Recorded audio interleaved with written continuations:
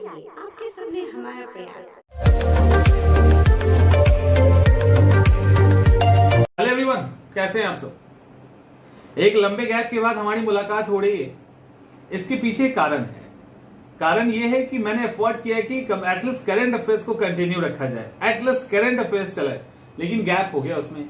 उसके पीछे बस एक ही रीजन था, वो था रिमोट लोकेशन में चले गए। आपको पता है मैं मेघालय के ट्रिप पे था, लेकिन लंबे समय से कभी बाहर नहीं गए थे और घूमना मेरा एक पैशन भी है।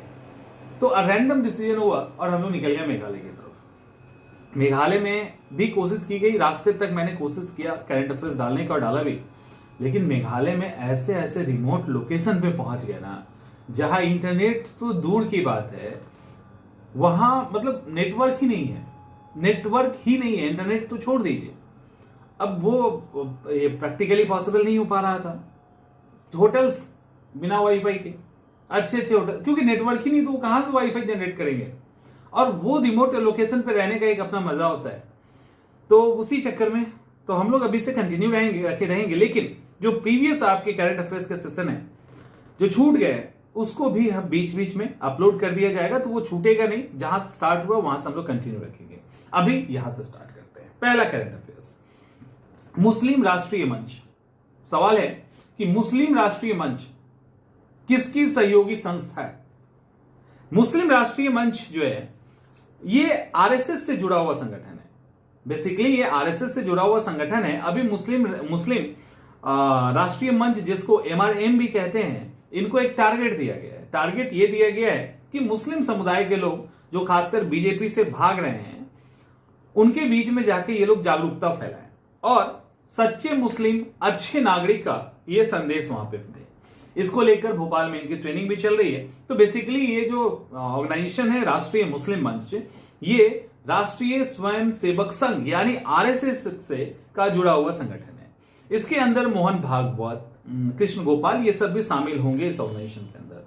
तो बेसिकली यही करना था। और इसके लिए इन्होंने क्या किया है, एक राष्ट्र एक झंडा, एक राष्ट्रगान एक कानून, एक राष्ट्र एक झंडा, एक राष्ट्रगान और एक कानून, इस थॉट को देश भर में अल्पसंख्यक जो भी माइनॉरिटी है उनके बीच में फैलाने की बात की जा रही है। और बेसिकली माइनॉरिटी के अंदर मुस्लिम शामिल है। छत्रपति शिवाजी महाराज की कौन सी जयंती मनाई जा रही है। आपके मन में सवाल आएगा कि कौन सी जयंती मनाई जा रही है। तो छत्रपति शिवाजी महाराज की 350वीं वर्षगांठ मनाई जा रही है, 350। अब यहां पे इनसे जुड़ा फैक्ट क्या है, तो इनसे जुड़ा फैक्ट ये है कि ये जो हमारे छत्रपति शिवाजी महाराज हैं, इनके द्वारा यूज किया गया कुछ चीज ब्रिटेन के पास है, उसको वापस लाने की बात चल रही है। महाराष्ट्र के सांस्कृतिक मामलों के मंत्री हैं सुधीर मुंगटीवार।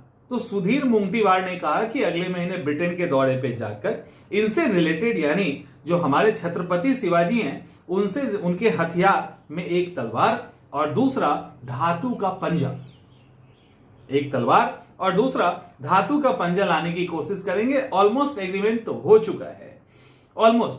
ये जो धातु का पंजा, ये थोड़ा सा खास है। ये जो धातु का पंजा है, इसको वाघ नख भी कहते हैं, वाघ नख भी कहा जाता है। ये एकदम से जो पोड़ है ना, इसमें फिट हो जाता है, उंगलियों के पोड़ में, और वो फिट हो जाता है, उसको आप अंदर में छिपा सकते हैं। और उसके ऊपर क्रॉस बार होता है जिसमें ब्लेड लगा होता है। ये वही हथियार है जिससे अफजल खान को मारने के लिए इन्होंने प्रयोग किया था। ठीक है, शिवाजी महाराज ने जो अफजल खान वाली हत्या वाली कहानी याद है ना, शिवाजी ने अफजल खान की हत्या धोखे से जो की थी, वो एक्चुअली यही वाला जो छुपा के अंदर रखा था ना हथियार, उसी का यूज किया था। तो उसको वापस लाने की बात की जा रही है। तो ये एक फैक्ट है। और अफजल खान सेनापति थे बीजापुर सल्तनत के, शाही वंश के। तो ये सारा इसके लेके एक एग्रीमेंट हुआ है और 350वीं वर्षगांठ मनाई जा रही है। तो 100 से अधिक प्रोग्राम इसके लिए सरकार के थ्रू आयोजन किया जाएगा 2 जून से। दरअसल शिवाजी की जो ताजपोशी हुई थी, वो ताजपोशी रायगढ़ में हुआ था। वो दिन था 6 जून 1674। तो उस समय से लेके अभी तक को काउंट कर लीजिए, 350वीं वर्षगांठ मनाए जाने की इनकी तैयारी चल रही है। तो याद रखिएगा, इससे रिलेटेड फैक्ट्स जो भी शिवाजी से, उसको याद कर लीजिएगा। अगला फैक्ट है भुवनेश्वर का कपिलेश्वर मंदिर। भुवनेश्वर के कपिलेश्वर मंदिर को भारतीय पुरातत्व सर्वेक्षण, जिसको ASI भी कहते हैं, उन्होंने प्रोटेक्टेड प्लेसेस के लिस्ट में उसको शामिल किया है, संरक्षित स्मारक की सूची में शामिल किया है। ये जो कपिलेश्वर मंदिर है वो ओडिशा में है और ये कपिलेश्वर मंदिर भगवान शिव को समर्पित है। भुवनेश्वर ओडिशा शिव को समर्पित है और एक ऋषि थे जिनका नाम था कपिल मुनि। शायद आप लोग अगर याद कर पाओ और उसको अगर रिलेट कर पाए तो आपको याद होना चाहिए कि ये जो कपिल मुनि हैं वो कोई और नहीं बल्कि सांख्य दर्शन के प्रणेता हैं, वही कपिल मुनि। इसके साथ, इस फैक्ट के साथ उन्हीं कपिल मुनि का नाम जुड़ा हुआ है। तो यहां तक तो आपका कपिलेश्वर मंदिर वाली बात हो गई, इसको इन्होंने शामिल कर लिया है। अब शामिल कर लिया तो यहाँ पे जो पुजारी हैं, जो स्थानीय निवासी हैं, वो काफी खुश हैं क्योंकि सरकार की तरफ से एक अच्छा खासा फायदा मिलता है। उस पर भी हम लोग बात करेंगे, लेकिन उसके पहले एक और इंपॉर्टेंट बात कर लेते हैं। वो ये है कि तुंगनाथ मंदिर दुनिया का सबसे ऊंचा शिवा टेम्पल, जब आप केदारनाथ की तरफ जाएंगे तो वो आपको दिखेगा। तुंगनाथ मंदिर झुक रहा है लगभग। तुंगनाथ मंदिर जो है 0.6 से 1 डिग्री, सॉरी 6 से लेकर 10 डिग्री के आसपास उसमें झुकाव देखा गया है। और ये कोई और नहीं बल्कि खुद भारतीय पुरातत्व सर्वेक्षण यानी ASI के द्वारा इसकी पुष्टि की गई है। तो इसमें यह कहा गया है, ये जो तुंगनाथ मंदिर है ये उत्तराखंड में गढ़वाल हिमालय के रुद्रप्रयाग जिले में 12,800 फीट की ऊंचाई पे है। ठीक है, बहुत ऊंचा मंदिर है, 12,800 फीट की ऊंचाई पे है और 5 से 6 डिग्री लगभग ये झुक गया है। और इसकी जो कई सारे छोटे छोटे मेन मंदिर तो 5 से 6 डिग्री और छोटे छोटे स्ट्रक्चर लगभग 10 डिग्री तक झुक गए। इसको लेकर अब ये बात की गई है कि इसको प्रोटेक्टेड मंदिर के लिस्ट में शामिल किया जाए। केंद्र सरकार को इससे रिलेटेड रिपोर्ट दिया गया है। तो तुंगनाथ मंदिर भगवान शिव का है, रुद्रप्रयाग जिले में है, जो गढ़वाल रेंज है हिमालय का, उसमें है, 12,800 फीट की ऊंचाई पर स्थित है। ये सारे फैक्ट्स आपके हो गए। अब सवाल है कि ये जो इंडियन आर्कियोलॉजिकल सर्वेक्षण है यानी भारतीय पुरातत्व सर्वेक्षण है, इसका क्या कहानी है, हिसाब किताब क्या है? तो इसका हिसाब किताब ये है कि कोई भी ऐसा सांस्कृतिक विरासत जो हमारा एसेट है वो एंशिएंट इंडिया से ही, पैलेलिथिक पीरियड से ही, पाषाण काल से ही कुछ भी ऐसा स्ट्रक्चर है, कुछ भी ऐसा है तो उसको मेनली प्रोटेक्ट करना, उस पर रिसर्च करना, उसको खोज के निकालना, ये सारा काम इनका है। और राष्ट्रीय महत्व के इस तरह के प्राचीन स्मारक संस्थान अवशेष की रखरखाव करने की जिम्मेवारी भी इनको दी गई है।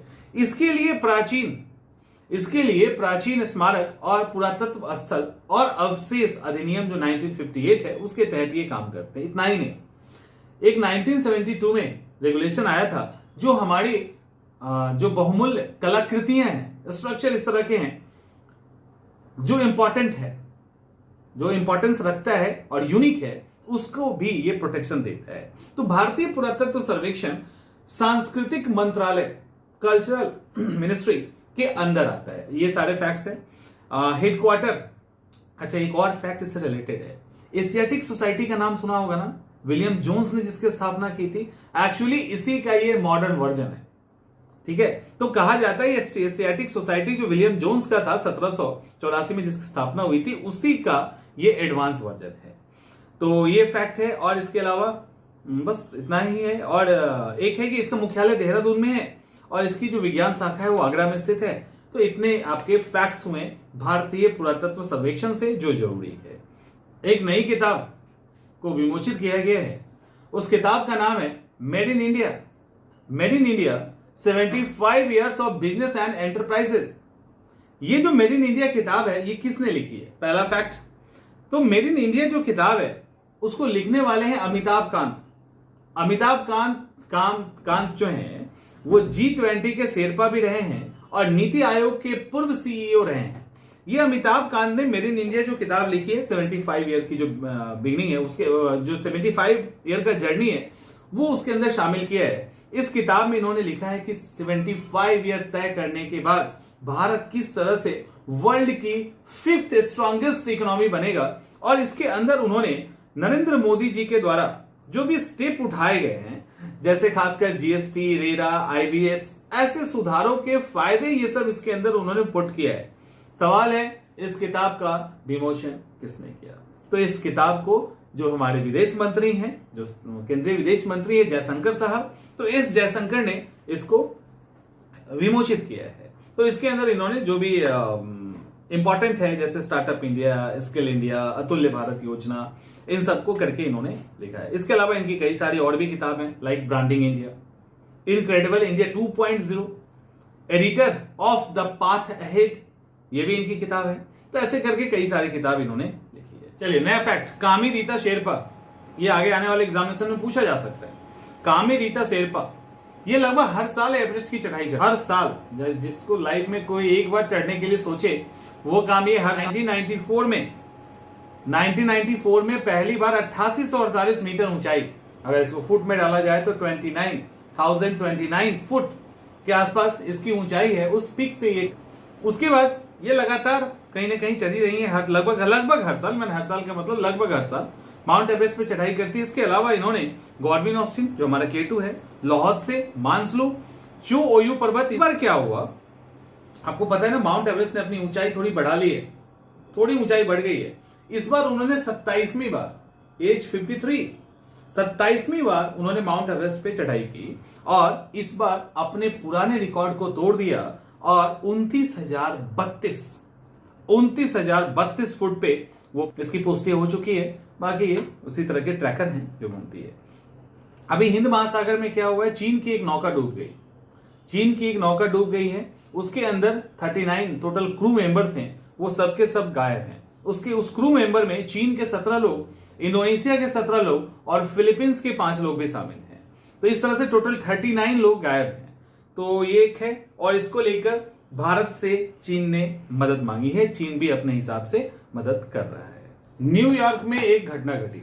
न्यूयॉर्क में क्या घटना हुई कि ब्रिटेन के प्रिंस हैरी और उनकी पत्नी, तो ब्रिटेन की प्रिंस जो हैरी थे उनकी पत्नी थी और उनकी मां थी। ये एक सार्वजनिक एक फंक्शन में वो गए थे, वहां से वो लौट रहे थे तो उनका पीछा किया गया। आजकल आप जानते होंगे पपराजी को जानते हैं, तो वो पपराजी की टीम ने उनके पिक्चर लेने के लिए उनका पीछा लगभग 2 घंटे तक किया और वो गाड़ी वाले उनको बचाते रहे। उस गाड़ी में उनकी वाइफ और उनकी मां थी। अब इसके लेकर एक मतलब इनके साथ सिक्योरिटी गार्ड भी था, लेकिन एक सुरक्षा वाली बात फिर से उभर के आ गई और ये एक डर हुआ जो 1997 में डायना के साथ हुआ था। 1997 में डायना जो थी वो पेरिस में थी, वहां पर भी इसी पपराजी के द्वारा उनका पीछा किया गया था और डायना उनसे भागने लगी और उसी भागने के दौरान उनके ड्राइवर, उनके साथ जो उनके दोस्त फायद थे वो और डायना की मौत हो गई थी। तो कुछ उसी तरह का अंदेशा लगा कि कहीं भागते भागते कुछ हो ना जाए। अब सवाल ये होता है कि इंडिया में भी बहुत फेमस है पपराजी, हमेशा आता ही रहता है कुछ ना कुछ इमेज। ये पापराजी क्या है? ये पापराजी स्वतंत्र फोटोग्राफर्स को कहते हैं, जो इंडिपेंडेंट फोटोग्राफर्स होते हैं वो उनको कहते हैं। ये खिलाड़ियों, अभिनेताओं और जो पॉलिटिशियन हो, जो इस तरह के फेमस पर्सन है, उनकी लाइफ में ताक झांक करते हैं, उनकी निजी जीवन से रिलेटेड पिक्चर्स, और ये जो मीडिया इथिक्स के खिलाफ भी कई बार चला जाता है। तो इन सब को और इसको ये सोशल मीडिया पे शेयर करते हैं। तो ये सारे यही काम इनके साथ, हैरी के साथ भी किया गया था। उनकी पत्नी मेघन भी थी और मां रैंगलैट भी थी। तो ये सारे फैक्ट्स हैं। तो डायना को लेकर ये बात हंगामा में हो गया था। तो अब ये जो पपराजी है ना, इस पर ध्यान रखिएगा, यहां से सवाल किसी भी एग्जाम में बन सकता है। भारतीय मूल की एक महिला, नाम रोशन किया इन्होंने, इनका नाम है प्रतिमा भुल्लर। उनके नाम के आगे लगा है कैप्टन प्रतिमा भुल्लर। भारतीय मूल की हैं, पंजाब में इनका जन्म हुआ, 9 साल तक पंजाब में रही। उसके बाद ये न्यूयॉर्क शिफ्ट हो गई। न्यूयॉर्क में पुलिस के पोस्ट पे, पुलिस में ज्वाइन किया 2006 में और वहां पे अभी न्यूयॉर्क पुलिस डिपार्टमेंट में सर्वोच्च रैंक पर पहुंचने वाली ना केवल भारत की बल्कि साउथ एशिया की पहली महिला बन गई है। तो ये जो भुल्लर मैम है, ये एक्चुअली माल्डोनाडो न्यूयॉर्क पुलिस विभाग में सर्वोच्च अधिकारी बनी है और इस पोस्ट पे पहुंचने वाली दक्षिण एशिया की पहली महिला बनी है। ये इंपॉर्टेंट है। पंजाब में रहती थी, सिख संप्रदाय से जुड़ी हुई है और गुरुद्वारे में जाके अपना मत्था वत्था जो टेकने की बात होती है वो सारा इन्होंने किया है। इनके पिता की मौत पहले ही हो गई थी।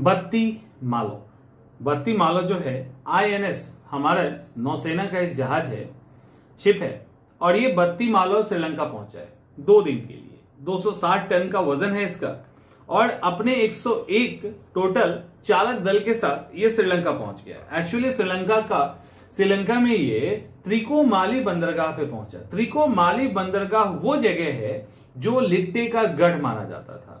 तो उस लिट्टे के गढ़ में हमारे नौसेना का एक गश्ती जहाज INS बत्ती मालो पहुंचा है। ये वहां 2 दिन के लिए पहुंचा है। दोनों देश के नौसेना के बीच में सद्भाव बढ़ाने के लिए, सहयोग बढ़ाने के लिए ये वहां पहुंचा है। बस इतना ही काफी। बीच बीच में कुछ प्रोग्राम्स ऑर्गेनाइज किए गए, बच्चों से भी मुलाकातें हुई, यानी इंटरेक्शन बढ़ाने के लिए ये किया गया। और इतना ही नहीं, इंटरेक्शन बढ़ाने के साथ साथ एक पैसेज एक्सरसाइज, एक छोटा सा एक्सरसाइज होता है, वो भी श्रीलंकाई नौसेना के साथ की गई है। एक्चुअली ये जो हमारा बत्ती मालव है वो बंगरम श्रेणी का हमारा तीसरा जहाज है।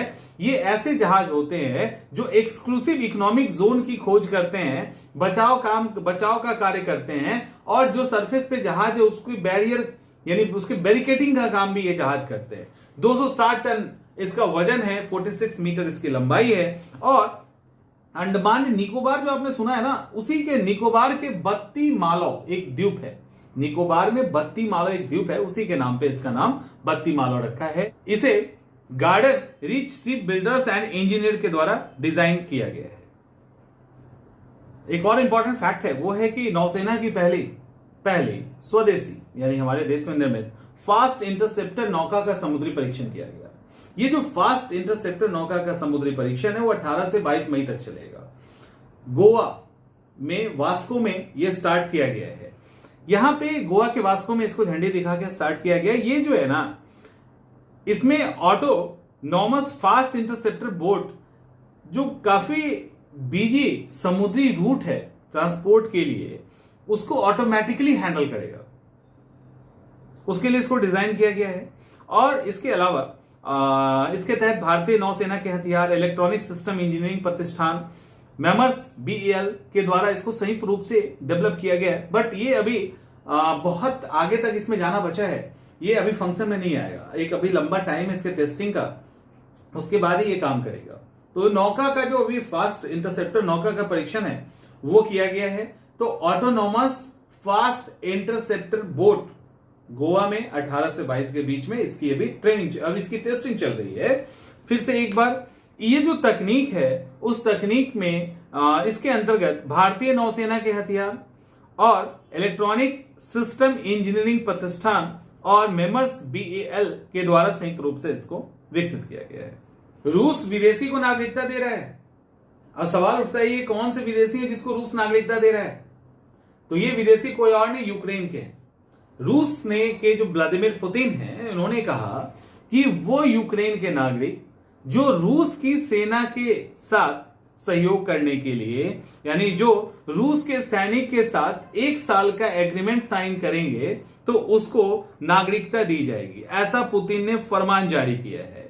उन्होंने ये कहा कि वो विदेशी नागरिक यूक्रेन के, खासकर यूक्रेन के विदेशी नागरिक जो रूस के लिए लड़ेंगे और 1 साल का एग्रीमेंट सेना के साथ करेंगे, उनको आसानी से रूस की नागरिकता प्रदान की जाएगी। इसको लेकर फरमान जारी हो चुका है। एक और बात है, फैक्ट यह है कि भारत अभी क्या कर रहा है कि लगातार रूस से तेल खरीद रहा है, और उस तेल को खरीद के, क्योंकि सस्ते दामों में तेल मिल रहा है, रूस से तेल खरीद के भारत यूरोप को एक्सपोर्ट कर रहा है।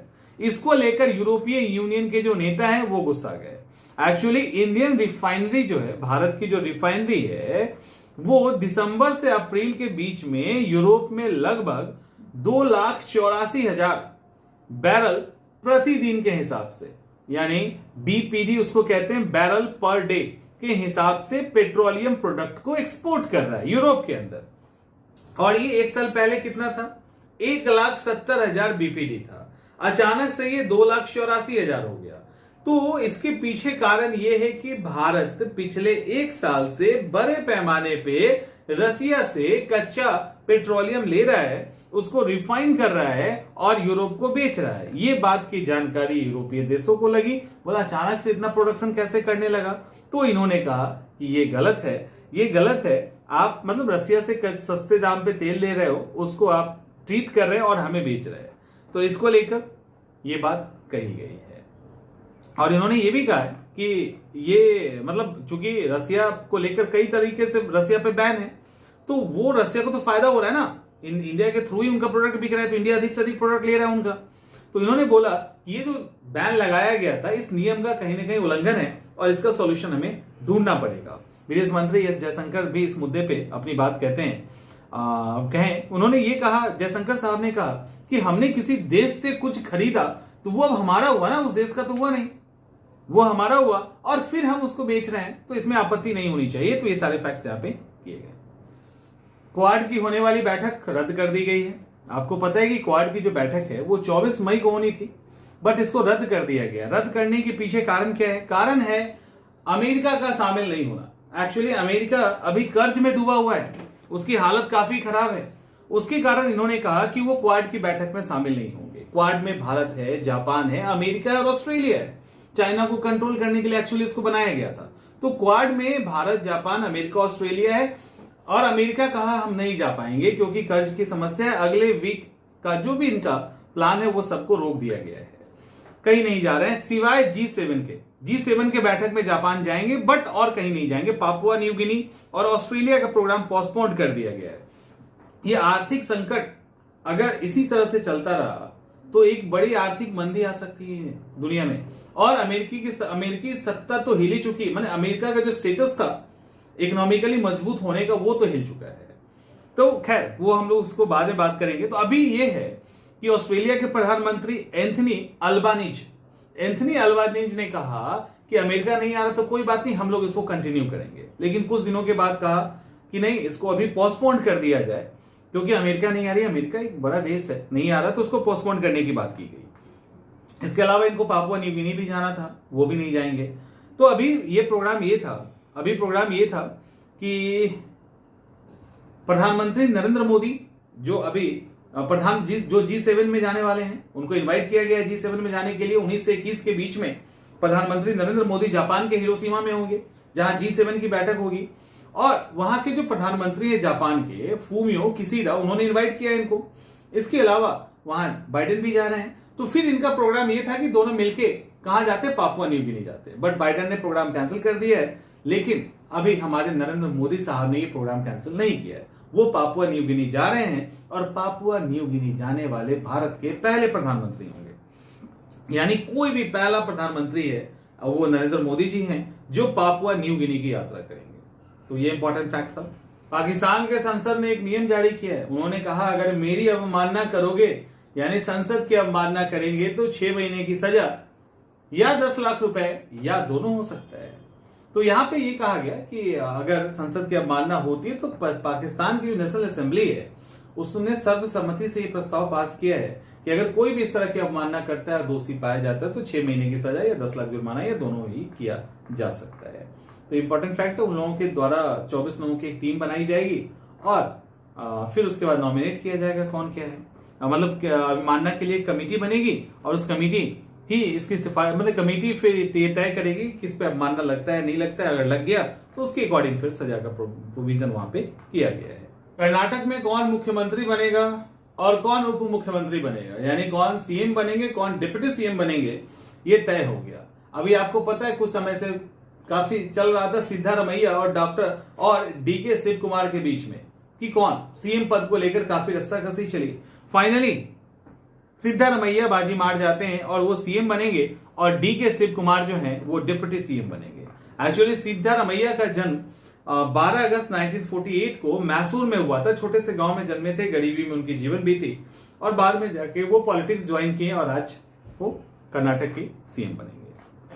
कि ये जो सीएम पद का शपथ है वो 20 मई को किया जा रहा है, 20 मई को ये सीएम बनेंगे। इसके पहले 2013 में भी वो कांग्रेस का ही चेहरा थे और मुख्यमंत्री रह चुके थे। रैपिड एक्स ट्रेन महिलाओं के लिए उसके अंदर एक स्पेशल कोच होगा, जैसे मेट्रो के अंदर होता है ना कोच, उसी तरह की कोच उसके अंदर भी होगी। एक रिजर्व कोच होगा। उसके अलावा भी आप देखते होंगे कि मेट्रो के अंदर भी आप जाएंगे तो महिलाओं के लिए हर बॉगी में सीट होता है, एक स्पेशल सीट होने के बाद, उस तरह से यहां पर भी होगा। एक्चुअली दिल्ली से मेरठ के बीच में जो गाड़ी चलेगी, वो एक रीजनल ट्रेन चल रही है। उस रीजनल ट्रेन के लिए, जिसको रैपिड एक्स कहते हैं, वहां महिलाओं के लिए एक विशेष व्यवस्था की बात की गई है और इसके अंदर एक ट्रेन अटेंडेंट भी होंगे। तो ट्रेन अटेंडेंट का काम यही होगा, ट्रेन के अंदर जो सुविधाएं वो बताई जाएगी। टोटल 82 किलोमीटर का दिल्ली में गाजियाबाद और मेरठ का जो ये ट्रैक होगा वो टोटल 82 किलोमीटर का होगा, जिसको 2025 तक पूरा करना है। लेकिन 17 किलोमीटर का जो ट्रैक है, जिसको साहिबाबाद और दोहाई डिपो के बीच में है, वो अब जल्दी ही स्टार्ट कर दिया जाएगा। राष्ट्रीय राजधानी क्षेत्र परिवहन निगम, ठीक है, इसका राष्ट्रीय राजधानी क्षेत्र परिवहन निगम, इसको NCRTC भी कहते हैं। तो NCRTC दिल्ली गाजियाबाद मेरठ के बीच में इस ट्रैक को चलाने का काम करेंगे।